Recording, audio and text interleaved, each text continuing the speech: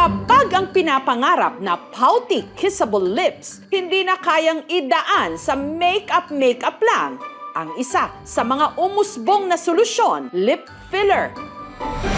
Ini-injecta ng lip filler ang labi para lumaki o magka-volume. Pero ang model mula Quezon City na si Kailin na itinuturing na asset ang kanyang ngiti nang minsang tinangkang i-enhance ang laki ng kanyang labi. Heto ang kinalabasan, ang kanyang lips na maga.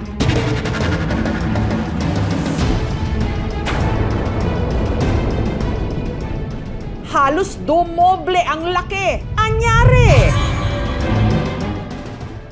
Nung time na yon, medyo kinakabahan ako kasi feeling ko mamamatay na po. Kasi sobrang sakit nung sa ulo. Dahil sa kanyang trabaho bilang model, suki na raw si Kailin ng iba't ibang aesthetic procedures. Since nandun na po ako sa industry, kailangan ko po syempre ng enhancement sa face.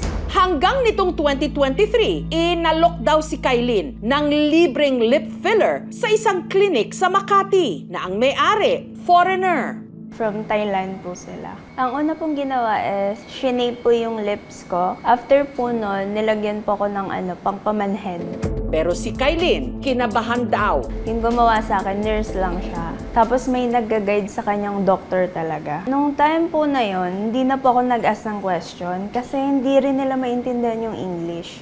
So after, okay naman po siya. Pero after mga 2 hours, nag-start na pong nagka-migraine ako. Ang labi niya na maga, lumobo para tuloy kinagat ng bubuyog. Para na akong duck po. Then kinontak ko po sila. Sabi ko, normal lang po ba to na mamamaga? Sabi nila, normal lang naman mamaga. Lagyan mo lang ng ice. Pero kahit ikinold compress na ni Kailin ang kanyang mga labi, wa-effect pa rin daw. Feeling ko mamamatay na po. Kasi sobrang sakit nung sa ulo. Kaya nagdesisyon na siyang ipatanggal na lang ang itinurok sa kanyang fillers. Pagka-dissolve, medyo namamaga pa. So, umabot po siya ng 1 week. Normal ang swelling actually for the first 24-48 hours. Kung nagmaga pa siya more than that, baka may allergic reaction or baka iba yung injection sa kanya na material. So, go to the reputable doctor.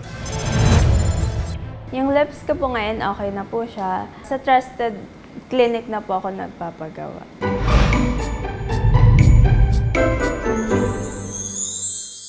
Meron ding mga cosmetic procedure na ang goal, pagandahin ang natural na kulay ng labi para pak na pak kahit walang lipstick.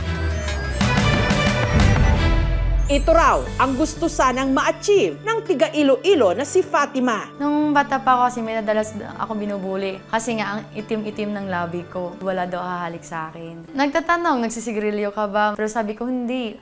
At mas lalo pa raw nabasag ang kanyang self-confidence nang iniwan siya ng kanyang boyfriend nito lang Pebrero. Magpapaganda na lamang ako sa sarili ko. Parang self-love ba? Si Fatima, nagpa-schedule agad ng lip tattoo session sa isang clinic sa Iloilo. Semi-permanent makeup ito. Nilalagyan ng pigment o kulay ang labi gamit ang maliliit na karayom na parang sa pagtatattoo. Nakakatulong daw ito para pagandahin ang natural na kulay ng labi, gawing mas pantay ang kulay o i-enhance din ang hugis. Parang binigyan lang din nila akong discount. Kahit 500 na lang. Tiis ganda. Siyempre yung tieturok, masakit. Pero sa halip na matuwa, napahagalpak siya sa kakatawa. Ang kanya kasing labi, hindi lang namula, lumobo pa. Uy, talaga yung paglubo niya sa labi ko. Parang times 3.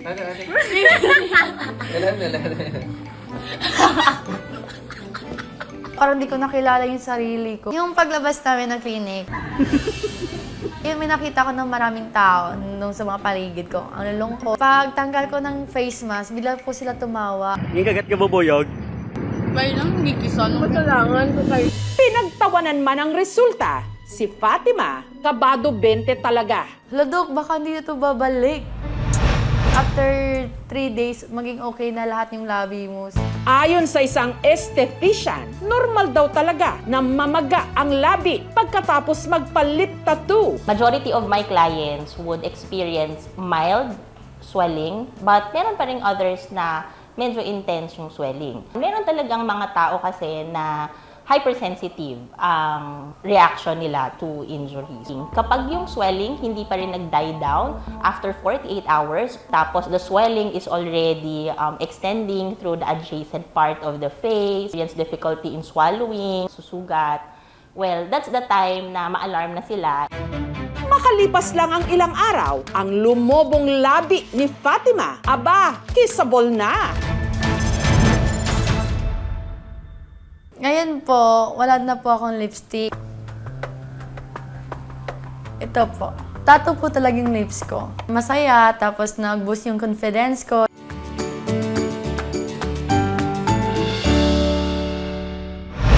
Ang paglobo ng mga labi, normal daw na nangyayari kapag nagpapalip tattoo. Pero hindi ganito.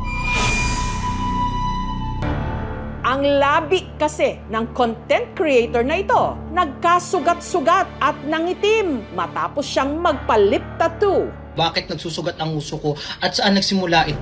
Mula nang pasukin ni Daniel ang paggawa ng content online, araw-araw siyang humaharap sa camera. Kaya naku-conscious daw siya, lalo't hindi kagandahan ng kulay noon ng kanyang labi. It's my first time na mag-try ng mga lip tattoo. Actually, parang Makati lang siya. Pero makalipas ang ilang araw, unti-unti raw itong nagsugat. Para siyang naging paltos na, alam mo yung paltos na merong tubig sa loob? Hindi na ako mapakali. Agad niya itong ipinakonsulta at nalamang nagka-allergic reaction pala siya. Nakalimutan ko na that time pala, kumain ako ng squid ink pasta. Binigyan lang din ako ng ointment na kailangan gamitin. Pero worth it naman daw ang kanyang pinagdaanan. Nang tuluyan kasing naghilom ang sugat sa kanyang labi, camera ready na ulit ang kanyang ngiti. Hindi na ako kailangan gumamit ng mga tint, ng mga lipstick. Kailangan i-follow yan yung do's and don'ts and follow your doctor. Walang masama kung gusto mong pagandahin ang iyong labi. Yung kagat ka bubuyog?